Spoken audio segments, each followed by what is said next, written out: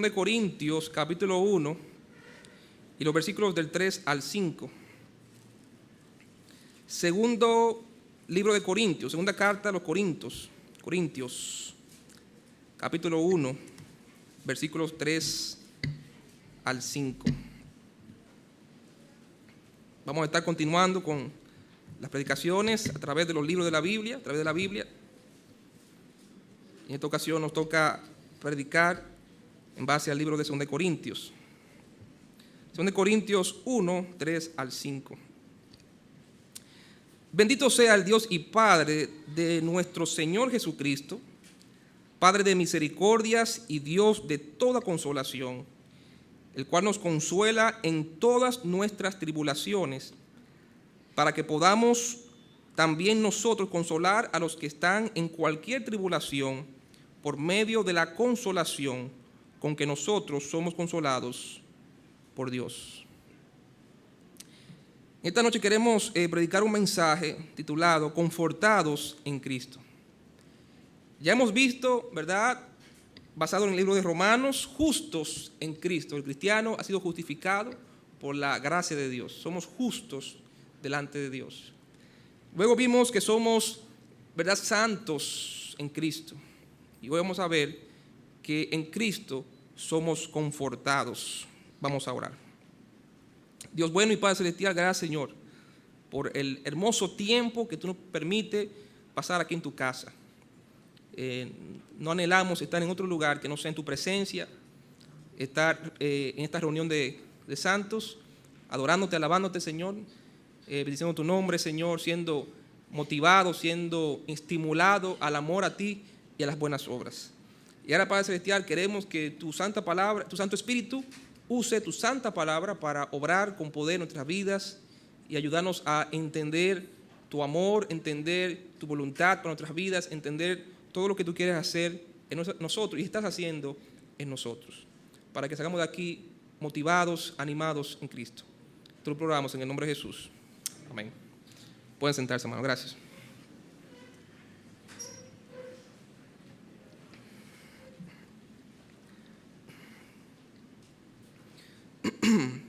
Confortados en Cristo. El apóstol Pablo, obviamente, es el escritor de esta carta o esta epístola a los Corintios, la segunda carta a los Corintios. Y en esta ocasión el apóstol Pablo señala a su ayudante, que fue el hermano Timoteo. Ahí en 2 Corintios 1:1 dice la palabra de Dios: Pablo, apóstol de Jesucristo, por la voluntad de Dios, y el hermano Timoteo, a la iglesia de Dios que está en Corinto. De manera que el apóstol Pablo fue el escritor de esta carta a los Corintios con la ayuda o la asistencia de Timoteo, uno de sus fieles colaboradores en el ministerio, y como él llama repetidamente, un verdadero hijo en la fe. Ahora, Pablo escribe esta carta, esta segunda carta a esta iglesia de Corinto, muy poco después de haberle escrito la primera carta que ya vimos, que ya hablamos de eso semana pasada. Y de hecho, algunos estudiosos afirman, o la mayoría de los estudiosos afirman, que estas no son las únicas dos cartas que Pablo le envió a esta iglesia querida, sino que Pablo le escribió 4 cartas a esta iglesia de los Corintios. Cuando usted y yo estudiamos 1 Corintios y 2 Corintios, nos damos cuenta que efectivamente Pablo le escribió más de 4 veces a esta iglesia, y que esta segunda carta de los Corintios realmente es la cuarta carta que Pablo le escribe a esta iglesia. Solamente la palabra de Dios, la Biblia, registra 2 de ellas. Pero a diferencia de la primera carta, la cual Pablo escribió para confrontar, usted recuerda, los pecados de esta iglesia, que eran muchos, ¿verdad? Muchos errores, muchos desórdenes, muchas inmoralidades y pecados en esta iglesia. Pablo le escribe su primera carta para confrontarle el pecado, para corregir el pecado. Sin embargo, en esta segunda carta, el apóstol Pablo se propone animar o confortar la fe de los hermanos en Corinto. Y la manera en que él va a hacerlo es utilizando su propio ejemplo personal, su propio testimonio de vida, va a servir como un modelo, como el medio que Pablo va a utilizar en este libro para confortar o animar la fe de los creyentes en Corinto en medio de muchas situaciones difíciles y aflicciones. Por eso es que muchos estudiosos consideran que este libro es el libro o la carta de Pablo más personal que él escribió. Cuando usted y yo estudiamos este libro, nos damos cuenta que Pablo no está siguiendo un orden sistemático, no está desarrollando una doctrina de la fe. Él está abriendo su corazón y usando su testimonio para tratar de motivar, de animar a estos hermanos en la fe. La palabra clave en este libro tan precioso se encuentra en el versículo 3. 2 Corintios 1:3 dice: bendito sea el Dios y Padre de nuestro Señor Jesucristo, Padre de misericordias, Dios de toda ¿qué? Consolación. Dios de toda consolación. Versículo 4, el cual nos ¿qué? Nos consuela, para que podamos también nosotros ¿qué? Consolar. Por medio de la consolación con que nosotros somos consolados. Mucho consuelo, ¿verdad? La idea es que esta palabra consolar, consuelo, consolación aparece 18 veces en este libro, de distintas maneras. Y es la palabra clave que Pablo quiere que se le quede en la mente a estos hermanos. Y es el propósito por el cual Pablo le escribe esta carta, es para consolarlos. Ahora, esta palabra, consuelo, consolación, usted no puede pensar como consuelo en términos de lástima. Como cuando una persona está pasando un momento difícil, está llorando y usted se le acerca, le da una palmadita, lo consuela, ¿verdad? Como de lástima, ay, pues está sufriendo, déjame acercarme y estar presente ahí, consolarlo. No, esto no es una consolación de lástima por alguien que está sufriendo. No es como dice Warren Wiersbe en su comentario, esto no es, ¿verdad?, como cuando la mamá viene y nos da una palmadita en la cabeza y nos da un caramelo para desviar nuestra atención de los problemas, para hacernos sentir mejor. La lástima, en vez de fortalecernos, nos debilita. Pero lo que Pablo está hablando aquí es dar fortaleza. La palabra griega que se traduce como consuelo aquí es paraklesis, que significa venir al lado de alguien para ayudar o para fortalecer o animar a esa persona. Es por eso que en San Juan capítulo 14, verso 16, el Señor Jesucristo llama al Espíritu Santo como el otro ¿qué? Consolador, el otro paracleto. Ahora, es otro porque Cristo mismo es consolador. El Señor estaba presente en la vida de los discípulos consolándolos. Y en cualquier momento que los discípulos se encontraban en aprietos, ¿a quién acudían? A Cristo. Y cuando Cristo le anuncia que tiene que irse al cielo a preparar lugar para ellos, ellos se ponen tristes. Y le dicen, no os entristezcáis, porque voy a rogar al Padre para que os envíe otro paracleto, otro consolador, otra persona que va a venir y se va a poner a su lado en el camino, en la batalla, en la lucha, para animarles, para infundirles aliento. ¿Usted recuerda el Salmo 23? Tu vara y tu callado, ¿qué? Me infundirá aliento.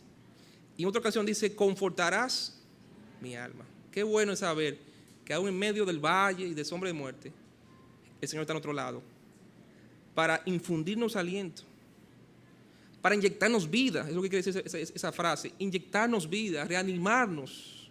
Es como cuando una persona está, ¿verdad?, está muriendo y lo reaniman, ¿verdad? Le dan unos choques eléctricos para reanimarlo, para inyectarle vida. Como cuando una persona está, ¿verdad?, herido o está débil y le inyectan, ¿verdad? ¿Cómo que le inyectan? Hay una sustancia que le inyectan, para darle, reanimarlo, para que brinque la persona, ¿verdad? no recuerdo el término, pero, adrenalina, ¿verdad? Le inyectan adrenalina y esa gente brinca, esa gente, porque eso le da, ¿verdad? Inyecta vida, le inyecta energía. Eso es lo que quiere decir esta frase, esta palabra, consolar. Por eso que la mejor palabra en español que traduce este término griego es confortar más que consolar. Y la palabra confortar procede de dos palabras latinas que significan con fuerza. Por eso que el apóstol Pablo dice en Filipenses 4:13, todo lo puedo en Cristo, porque Él ¿qué? Me conforta, Él me da fuerza, Él me da ánimo.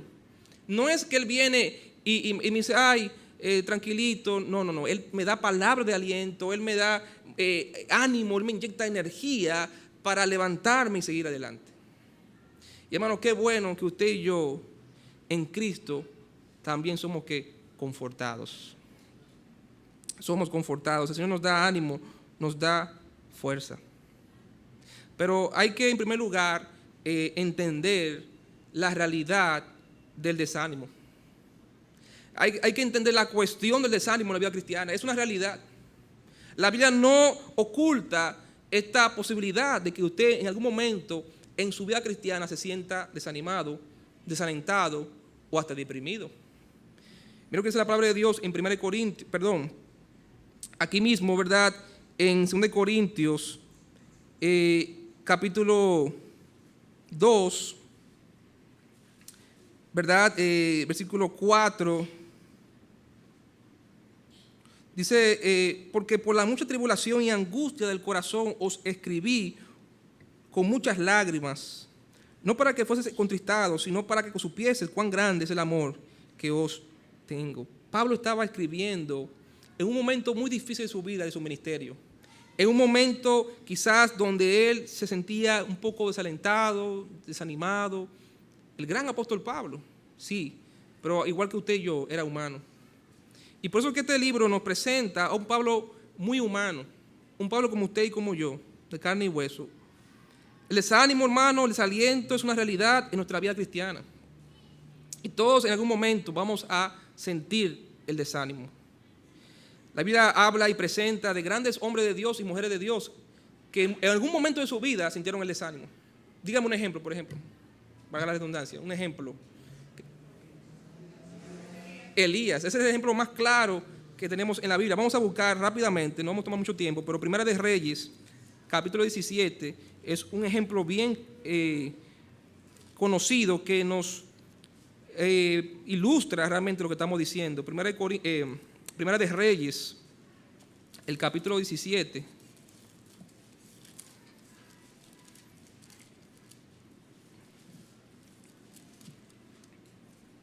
Capítulo 19, perdón. Primera de Reyes 19, versículo 1. Acab dio a Jezabel la nueva de todo lo que Elías había hecho y de cómo había matado a espada a todos los profetas. Entonces envió Jezabel a Elías un mensajero diciendo: así me hagan los dioses y aún me añadan, si mañana a estas horas yo no he puesto tu persona como la de uno de ellos. Viendo pues el peligro, se levantó y se fue para salvar su vida. Y vino a Beerseba, que está en Judá, y dejó allí a su criado. Y él se fue por el desierto un día de camino, y vino y se sentó debajo de un enebro. Y deseando ¿qué? Morirse. Óigame, ¿dónde estaba Elías hasta este momento? En la cúspide de su ministerio. Acababa de ver a Dios enviar fuego del cielo que consumió el holocausto, ¿verdad? Vio cómo cómo el pueblo se rindió ante Dios por medio de su predicación, por medio de su ministerio.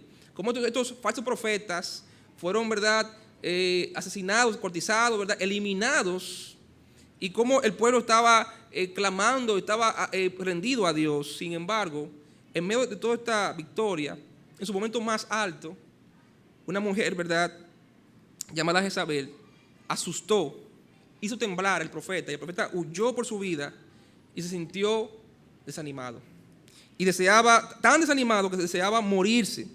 Estamos hablando aquí no de un desánimo cualquiera o desaliento, sino hasta de una depresión. Versículo 4, dijo: basta ya, oh Jehová, quítame la vida, pues no soy yo mejor que mis padres. Y echándose debajo del enebro se quedó dormido. Y aquí luego un ángel le tocó y le dijo: levántate, come.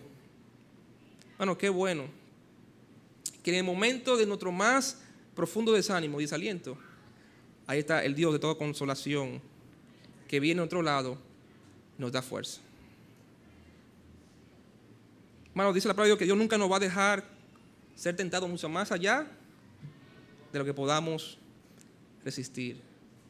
Pero van a llegar momentos en nuestra vida, hermano, en que nos vamos a desanimar, como el profeta Elías. ¿Por qué se desanimó Elías? Porque él pensaba que ya a partir de ahora las cosas iban a ser diferentes, y sin embargo las cosas empeoraron para su vida. Y él se desanimó, se desalentó, porque no recibió lo que él esperaba recibir, porque no experimentó lo que él pensaba o anhelaba que iba a recibir o a experimentar. Y se desalentó con Dios, se desanimó en el ministerio y deseaba incluso morirse. También tenemos el ejemplo de Jeremías, el profeta llorón, ¿verdad? Jeremías no tuvo un ministerio fácil, ¿sí o no? Tenía que ministrar a un pueblo que no escuchó su predicación durante años. Jeremías predicó fielmente y el pueblo hizo todo lo contrario a lo que él le predicaba. Él le decía, no vayan a Egipto, ¿y qué hacía el pueblo? Se iba para Egipto. Le decía, no resistan a los babilonios, ¿y qué hacían? Resistían a los babilonios.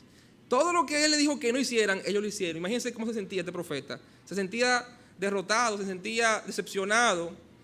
Incluso él en una ocasión dijo que ya no iba a predicar más en el nombre de Dios. Ya no iba a profetizar en el nombre de Jehová. Sin embargo, dice la palabra de Dios que había un fuego en su interior. Su llamamiento era tan fuerte que eso le dio el ánimo y la fuerza para continuar. No pudo dejar, no pudo tirar la toalla, no pudo dejar el ministerio porque el Señor lo había llamado con un llamamiento especial. Pero también leemos de grandes hombres en la historia, hermanos, de la iglesia, que tampoco se salvaron de experimentar desánimo y frustración.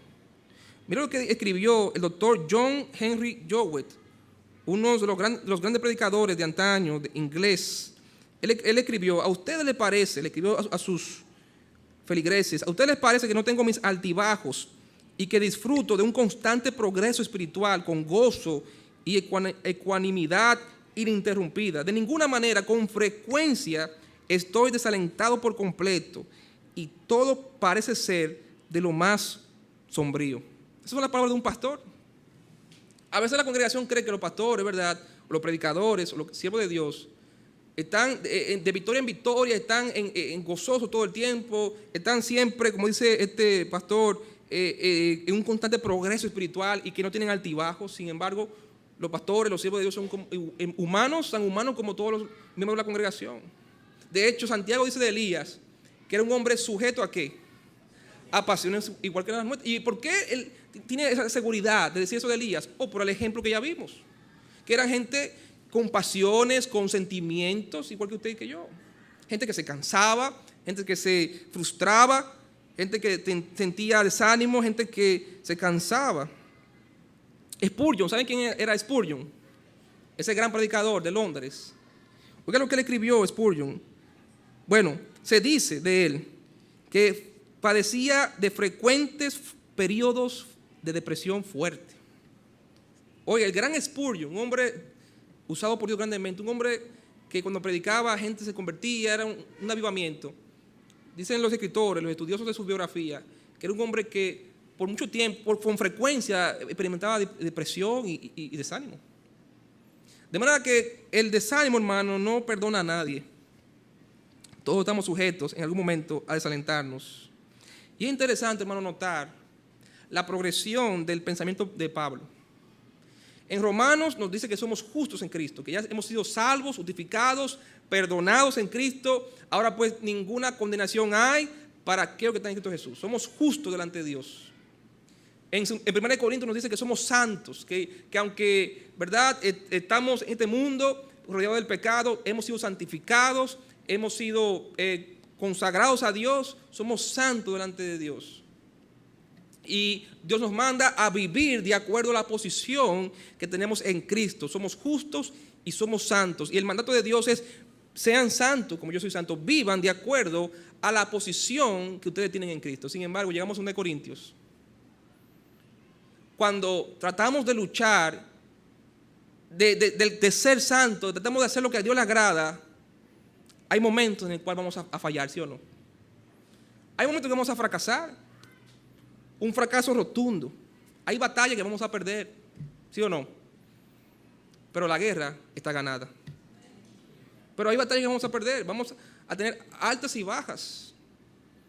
Estaba hablando con el pastor recientemente y estábamos conversando de eso, de que le estaba preguntando de un creyente en la congregación. Él me decía que hay que acompañar a la gente de Dios en las etapas y periodos de su vida.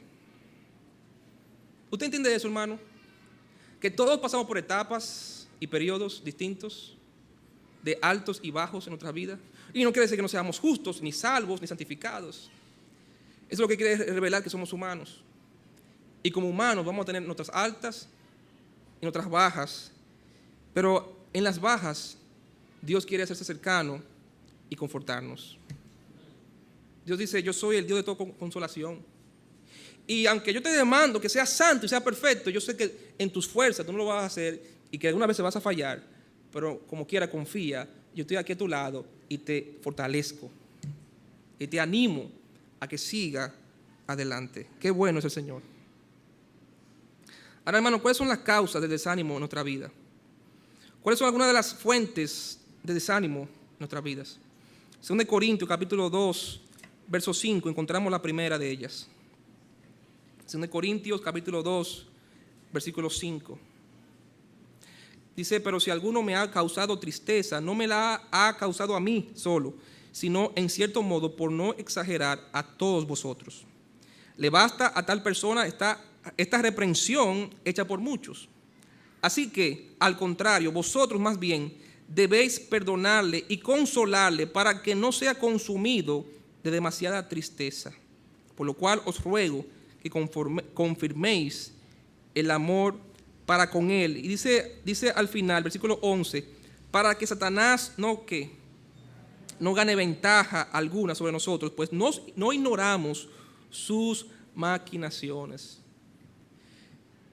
Una de las causas que produce en nuestra vida cristiana desánimo y desaliento es cuando usted y yo pecamos, ¿sí o no? El apóstol Juan le dice en primera de Juan, hijitos, no, estas cosas os escribo para que no pequéis. El deseo de Dios es que no pequemos. El deseo de Dios es que siempre usted y yo atinemos a la meta, que es cumplir la justicia de Dios, agradar al Padre siempre. Pero a veces vamos a fallar, eso es lo que significa la palabra pecado, fallar al estándar, a la meta que Dios nos ha puesto. Y cuando fallamos a la meta, nos sentimos como mal. Digo, si usted es cristiano, usted se siente mal, ¿sí o no? Porque el incrédulo se siente mal, pero después se lo olvida y ya. Pero el creyente se siente mal, se siente por el suelo. Y hasta que no va y se arrepiente de ese pecado y lo confiesa, no alcanza misericordia y paz. Y Satanás es un especialista en esos momentos de caída nuestra. Ahí mismo él es un especialista en ¿qué? En hundirnos más, ¿sí o no?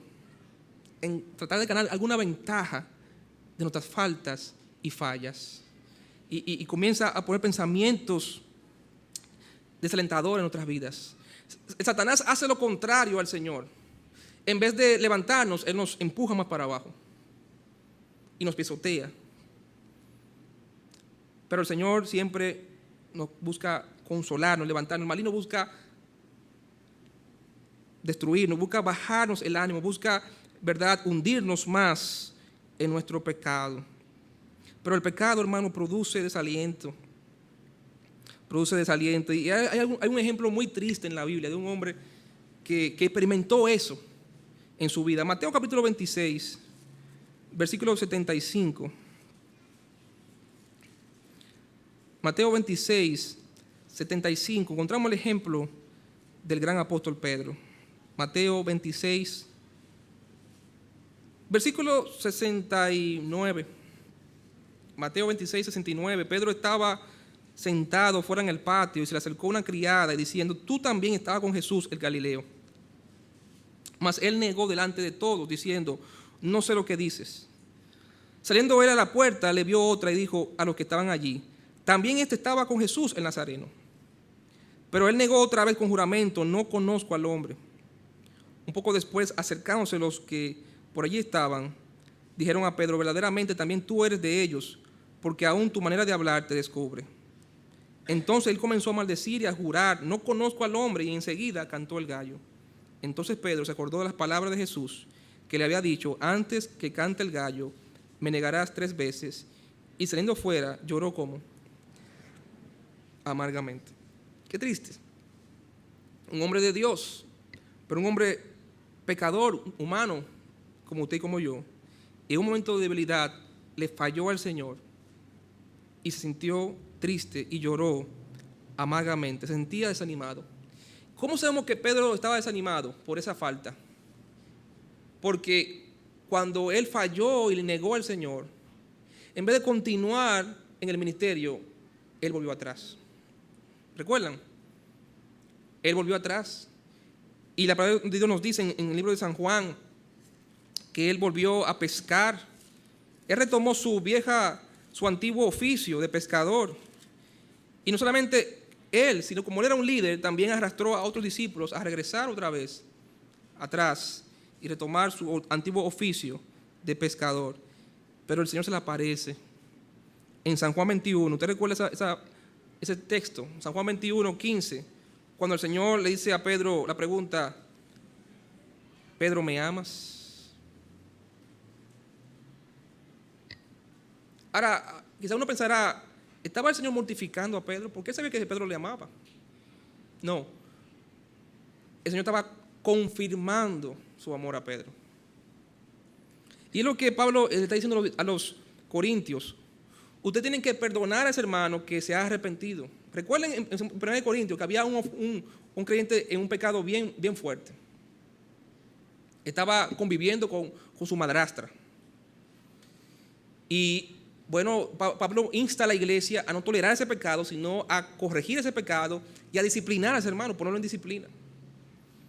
Y la iglesia, al parecer, obedeció el consejo y el mandato de Pablo y lo hizo. No sabemos a ciencia cierta si se está refiriendo a el mismo de 1 Corintios. Pero si fuera así, parece que la iglesia, ¿verdad?, lo puso en disciplina y este hermano respondió bien a la disciplina. Porque, hermano, recuerde con lo que el pastor siempre dice aquí en la iglesia: la disciplina no es para sacarte de la iglesia, no es para desanimarte, es para restaurarte. Amén. Y usted sabe que así se hace aquí. Buscamos restaurar al caído, no pisotearlo, no expulsarlo, es restaurarlo. Y esta gente puso a este hermano en disciplina, y este hermano respondió bien y se arrepintió. Pero quizás había algunos hermanitos que no querían perdonar al hermano que había fallado y que estaban hablando para expulsarlo. Pablo dice: no, perdónenle, dejen ya, la disciplina ya hizo su trabajo, él se arrepintió, ahora perdónenle, para que no sea consumido de tristeza en tristeza por su pecado y para que Satanás no gane ventaja. Y le dice al final: confirmen su amor por él. El pecado puede causar desánimo en nuestras vidas. Las pruebas, hermanos, también nos desalientan. 2 Corintios, capítulo 11.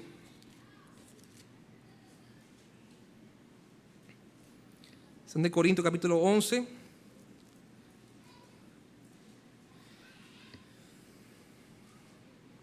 En esta sección del libro de 2 Corintios, el capítulo 10 al 12, Pablo presenta una defensa de su ministerio delante de la congregación de los corintios.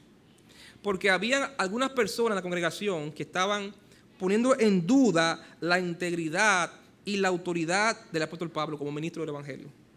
Y Pablo está con estos capítulos, quiere hablar de su testimonio personal para mostrar que la evidencia de su ministerio está en que era un creyente, un obrero probado por Dios en aflicciones y sufrimientos por la causa de Cristo como ningún otro. Su vida era un testimonio de su integridad y de su ministerio delante de los demás. Pero también Pablo comparte sus sufrimientos para confortar y animar a otros que estén pasando por lo mismo. Y encontramos aquí en 2 Corintios capítulo 11, encontramos de los versículos 23 al 29 que Pablo presenta su testimonio de sufrimientos y pruebas en su vida ministerial. Versículo 23: ¿son ministros de Cristo? como si estuviera loco hablo, yo más, en trabajos más abundantes, en azotes sin número, en cárceles más, en peligro de muerte muchas veces. De los judíos 5 veces he recibido 40 azotes menos 1, 3 veces he sido azotado con varas, 1 vez apedreado, 3 veces he padecido naufragio, 1 noche y 1 día he estado como náufrago en alta mar, en caminos muchas veces, en peligro de ríos, en peligro de ladrones, peligro de mi nación, peligro de los gentiles, peligros en la ciudad, peligros en el desierto, peligros en el mar, peligros entre falsos hermanos, en trabajo y en fatiga, en muchos desvelos, en hambre y sed, en muchos ayunos, en frío y en desnudez. Y además de otras cosas, lo que sobre mí se agolpa cada día, la preocupación por todas las iglesias. Este siervo de Dios había experimentado de todo por servir a Cristo. Había experimentado cualquier tipo de sufrimiento por causa del Evangelio. Era un obrero probado por Dios. Pero también Pablo en el capítulo 12 nos presenta los sufrimientos y pruebas que tuvo que pasar y experimentar en su vida personal. Capítulo 12 de 2 Corintios. Mira el versículo 7. Y para que la grandeza de las revelaciones no me exaltase desmedidamente, me fue dado un aguijón en mi carne, un mensajero de Satanás que me abofetee, para que no me enaltezca sobremanera, respecto a lo cual 3 veces he rogado al Señor que lo quite de mí. Y me ha dicho, bástate de mi gracia, porque mi poder que se perfecciona en la debilidad. Aquí Pablo está presentando las pruebas y aflicciones, no en el ministerio ya, sino en su propia carne, en su propia vida. No sabemos qué tipo de aguijón tenía Pablo en la carne. Algunos dicen que era un problema en la vista, que le dificultaba leer y ver, y que le había rogado a Dios 3 veces que se lo quitase, pero Dios no había dado respuesta, Dios no había respondido su oración. Y que el Señor estaba usando esto ¿para qué? Para que Pablo dependiese no de él, sino de Dios. Hermano, recuerda que las pruebas no son sin sentido en la vida cristiana. Como decía nuestro hermano Emil, el Señor está en control. Y el Señor va a usar esas pruebas para purificar otra fe en Él. Si el deseo de Dios hubiera sido salvarnos, nos hubiera llevado al cielo y punto. Pero nos dejó aquí para hacer una obra de arte en nuestras vidas, para purificar nuestra fe, para presentarnos sin mancha algún día y ser perfectos delante de Él. Las pruebas nos santifican, las pruebas nos transforman, nos conforman a la imagen de Cristo. Pero las pruebas pueden muchas veces agotar nuestras energías, nuestras fuerzas, nuestro ánimo puede decaer. Hay una tercera causa de desánimo y también son las personas, ¿sí o no? La gente desanima, ¿sí o no? La gente desanima. 2 Corintios capítulo 2, versículo 1 al 5. 2 Corintios 1 al 5. Esto pues determiné para conmigo, no ir otra vez a vosotros con tristeza, porque si yo os contristo, ¿quién será luego el que me alegre, sino aquel a quien yo contristé? ¿Verdad? Dice, y esto mismo, versículo 3, os escribí para que cuando llegue no tenga tristeza de parte de aquellos de quienes me debiera ¿qué? Gozar, confiando en vosotros todos que mi gozo es el de todos vosotros. Porque por la mucha tribulación y angustia del corazón os escribí con muchas lágrimas, no para que fuese contristado, sino para que supiese cuán grande es el amor que os tengo. Pero si alguno me ha causado tristeza, no me la ha causado a mí, solo sino, en cierto modo, por no exagerar, a todos vosotros. Y está diciendo Pablo que la misma fuente de gozo y de satisfacción en el ministerio que es la gente, es la misma fuente de desánimo y desaliento para el siervo de Dios, ¿sí o no? Bueno, la gente pueden ser nuestra causa de gozo más grande y satisfacción, pero también pueden ser nuestra fuente de más desánimo y desaliento en nuestras vidas, ¿sí o no? Los hijos, ¿verdad? Pueden ser la fuente de más gozo y satisfacción para un padre, también pueden ser la causa de más dolor y tristeza de un padre. El cónyuge puede ser la fuente de mayor gozo y satisfacción, pero también la fuente de mayor prueba, de dificultad y aflicción. La gente, hermano, desanima. La gente nos desalienta ¿Cuántas personas se han ido de esta iglesia? Porque gente aquí, y no estoy diciendo que están aquí en este cuarto, pero gente en algún momento lo han desalentado. Con palabras, con actitudes. La gente desalienta. Y hermano, el ministerio es bregar con gente, ¿sí o no? Ese es el ministerio. Como dije en una ocasión, este no es un museo de arte. Este es un hospital espiritual, amén. Donde hay gente enferma por el pecado, herida. Y estamos aquí no para exponer obras de arte, sino para atender a los enfermos. Y un enfermo no está hablando bonito, un enfermo está en dolor, está sufriendo y está enfermo. De manera, hermano, que van a haber situaciones difíciles en el ministerio, con las personas, en otra familia, en donde quiera que estemos, la gente puede desanimarnos. El apóstol Pablo dijo en 2 Timoteo, al final le dice, en mi primera defensa, ninguno estuvo a mi lado. Qué triste, que la gente en la que más tú inviertes son la gente que menos te agradecen y que más mal te tratan después. Pero él pudo decir, sin embargo, el Señor estuvo a mi lado. ¿Por qué? Porque Dios es el Dios de ¿qué? De toda consolación. Y eso nos lleva al último punto, que es la cura para el desánimo en el cristiano. La cura para el desánimo. Mira lo que dice la palabra de Dios en 2 Corintios, capítulo 1, versículo 3. ¿Cuál es la cura para el desánimo del cristiano? Dios mismo. Bendito sea, ¿quién? El Dios. David dijo en el Salmo 37, si no confiase que veré tu gloria, ¿verdad?, en la tierra de los vivientes, ¿verdad? Yo, déjame buscarlo, no recuerdo bien las palabras, pero expresa exactamente lo que estamos diciendo. O sea, Dios es nuestra fuente de consuelo. Dios es nuestra fuente de consuelo.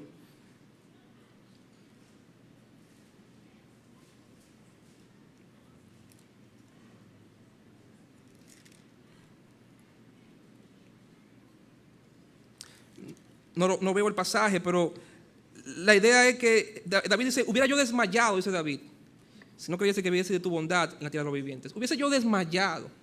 Hubiese yo caído en una depresión total y profunda si no creyese que vería tu gloria, tu bondad en la tierra de los vivientes. Hermano, cuando las circunstancias nos desaniman, cuando las personas nos desaniman, cuando nuestra carne nos desanima, tenemos que enfocar nuestra vista, nuestra mirada, no en las cosas ni en nosotros, sino en Dios.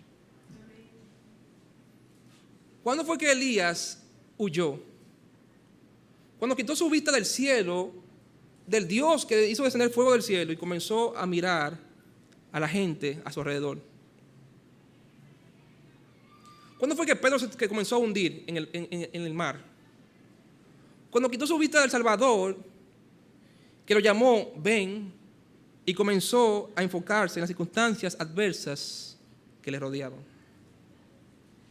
Y hermanos, Dios mismo es la fuente de toda consolación. Dice ahí en 2 Corintios 1:3, dice, bendito sea el Dios y Padre de nuestro Señor Jesucristo, Padre de misericordias, Dios de toda consolación, el cual nos consuela ¿en cuántas tribulaciones? En todas, hermano. Créale que es así. El Señor nos levanta de cualquier caída. El Señor nos conforta en cualquier situación que estemos. El Señor está ahí. ¿Qué debemos hacer en momentos en que nos sintamos desanimados, alentados, deprimidos? Alaba a Dios. Alaba a Dios, cántale a Dios. Engrandece a Dios, recuerda quién Dios es. Dice Pablo, bendito sea el Dios. Es una expresión de alabanza, de aleluya. Señor, bendeciré a Jehová ¿en qué? En todo tiempo. David dice, bendice alma mía a Jehová. ¿Y no qué? Y no olvides. Muchas veces nos desalentamos porque somos muy fácil de olvidar. Olvidamos muy rápidamente. Elías estaba apenas a minutos, a horas de un suceso extraordinario en que Dios contestó una oración que él hizo de que descendiera fuego del cielo. Él estaba a horas de ese acontecimiento en su vida, este testimonio. Rápidamente se olvidó de todo eso. Se olvidó del Dios que lo estaba llamando a servirle, el Dios a quien él servía. Se olvidó. Bueno, no te olvides, Jesús es el autor y consumador de tu fe. El que te llamó es fiel. Recuerda quién es tu Dios. Recuerda el carácter de Dios y alábalo por lo que Él es. Tu Dios, ¿verdad?, es grande. Nuestro Dios es nuestro Padre celestial. Es el Padre del Señor Jesucristo. Dios es un Padre de misericordia. Que cuando hemos caído, el Señor nos renueva su misericordia y su perdón cada día. Dios es un Dios de toda consolación. Un Dios que nos conforta, que nos fortalece. Debemos adorar a Dios en momentos de desánimo, desaliento. Alaba a Dios, cántale a Dios. ¿Qué hizo Job cuando Job, verdad, experimentó esas pruebas en su vida? Él dice la Biblia que no, con su boca, no profirió ninguna maldición ni despropósito alguno a Dios, sino que él simplemente se arrodilló y adoró a su Dios. Dijo: Jehová dio, Jehová quitó, sea el nombre de Jehová bendito. ¿Qué más debemos hacer en momentos de desánimo y desaliento? Confía en Dios. 2 Corintios capítulo 4, versículo 7. 2 Corintios 4, 7. Pero tenemos este tesoro en vasos de barro, para que la excelencia del poder sea de Dios y no de nosotros. Que estamos atribulados en todo, mas no angustiados. En apuros, mas no desesperados. Perseguidos, mas no desamparados. Derribados, pero no, nunca destruidos. Versículo 13. Pero teniendo el mismo espíritu de fe, conforme a lo que está escrito, creí, por lo cual hablé. Nosotros también creemos, por lo cual también hablamos. El Señor, tenemos que confiar en el Señor. Dice el versículo 14, sabiendo que el que resucitó al Señor Jesús, a nosotros también nos va a resucitar con Jesús y nos presentará juntamente con vosotros. Confía en Dios, hermano. Confía en Él. Confía en que Él es un Dios que le gusta perfeccionar su poder en medio de nuestra debilidad. Número 3, espera en Dios. Espera en Dios. 1 Corintios 4, 16, dice Pablo: por tanto, no desmayamos. Antes, aunque nuestro hombre exterior se va desgastando, el interior, no obstante, se renueva de día en día. Hermano, a veces físicamente usted está cansado. Físicamente usted está deteriorado, su salud está deteriorada, su ánimo está por el suelo, pero su fe en su corazón debe estar cada día creciendo más y más. Dice que Abraham, su fe se fue fortaleciendo. En vez de ir decreciendo, la fe de Abraham fue fortaleciéndose a través de las pruebas. Su fe fue creciendo más aún de gloria en gloria. Y hermano, usted y yo tenemos que, aunque el mundo se nos esté cayendo encima, en nuestro interior debemos tener esa fe y esa paz de que el Señor está a nuestro lado y nos fortalece. De que podemos estar en un momento de tribulación, pero nunca llegar al punto de angustiarnos. Podemos llegar a un punto de apuro, pero nunca llegar al punto de desesperarnos. Podemos estar presionados y perseguidos, pero nunca Dios nos va a dejar solos, derribados, pero nunca seremos destruidos. Debemos confiar en Dios, debemos esperar en Dios. Versículo 17, mira lo que dice Pablo. Porque esta leve tribulación, ¿cómo es? Momentánea, hermano. Hermano, recuerde que toda tribulación que usted y yo pasamos en esta vida es momentánea. Eso va a pasar, hermano. No se enfoque, no se encierre como Elías. Eso va a pasar. Si Dios te libró en el pasado, te va a volver a librar. Tú vas a salir de ese problema económico, tú vas a salir de ese problema de salud. Tú vas a salir porque eso es momentáneo. Debemos creer eso, hermano, porque así la palabra de Dios lo presenta y lo dice. Dice, porque esta leve tribulación momentánea produce en nosotros un cada vez más excelente y eterno peso de gloria, no mirando nosotros las cosas que se ven, sino las que no se ven, pues las cosas que se ven son temporales, pero las que no se ven son eternas. Debemos esperar en que mi Dios va a obrar. ¿Qué dice David en Salmo 40? Pacientemente esperé a Jehová. Pacientemente esperé a Jehová. Y a mí se inclinó y oyó mi clamor y me hizo sacar del foso de desesperación, del oso cenagoso, y puso mis pies sobre roca firme. El Señor va a obrar. Recuerde que junto con la prueba, nuestro Dios que es soberano, recuerde que nosotros no confiamos en el destino, confiamos en un Dios soberano. Junto con la prueba nos va a dar una salida. Pero recuerde, hermano, que las pruebas son momentáneas. ¿Y qué debemos también hacer en el momento de desánimo? Después de haber adorado a Dios, después de haber confiado en Dios, esperar en Dios, debemos animar a otros, hermano. Debemos animar a otros.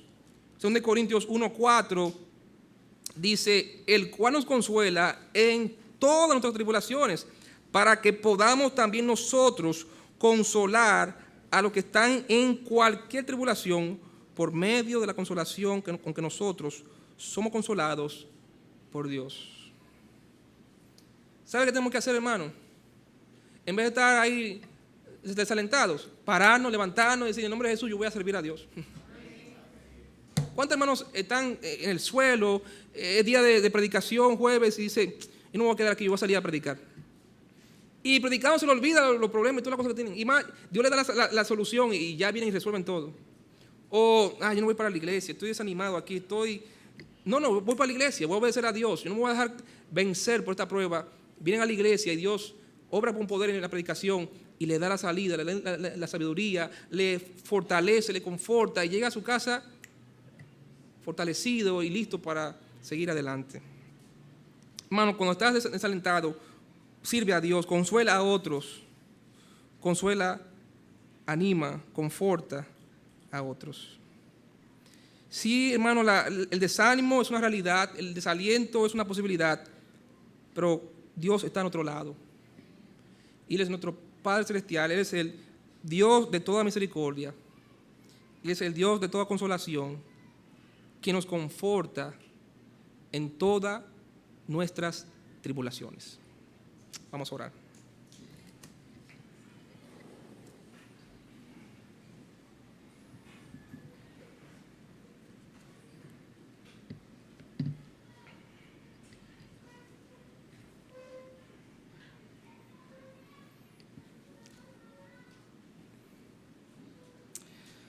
Padre, gracias, Señor, por tu palabra. Tu palabra nos recuerda el Dios que tenemos, el Dios a quien servimos, un Dios de toda misericordia, un Dios de toda consolación, un Dios que nos ha reconciliado, que nos ha redimido para bendecirnos, un Dios que sabe que estamos batallando contra la carne, contra el pecado, y muchas veces podemos en esa batalla, en esa lucha, desanimarnos, desalentarnos, cansarnos, pero tú eres un Dios que cada día nos conforta, nos anima a seguir adelante, nos da una palabra de aliento, nos da un estímulo cada día para continuar la carrera y pelear la buena batalla de fe. Todo cerrado, nadie mirando.